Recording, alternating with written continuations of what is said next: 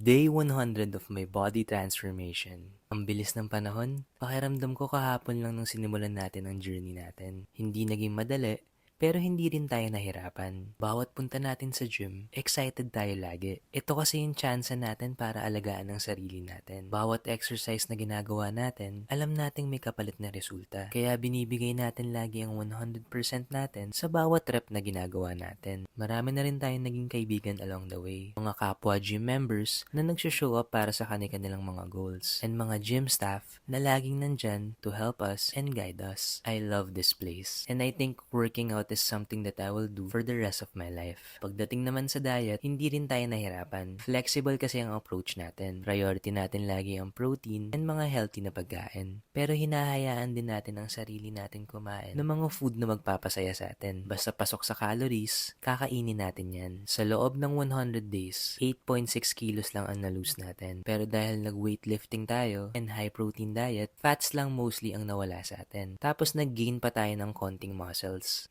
Malayo pa tayo sa goal nating abs, pero sure akong darating din tayo dun. By the way, birthday ko pala ngayon. Akalain mo, nasakto pa sa day 100 natin. Kaya today, e-enjoyin lang natin ang araw na to. Kakainin natin lahat ng gusto natin and hindi tayo magbibilang ng calories. Kasi minsan sa isang taon, deserve naman nating i-treat ang sarili natin. Kung napapanood mo pa din to, maraming salamat. Hindi pa dito nagtatapos ang journey natin. Yan na muna ngayon, bukas ulit.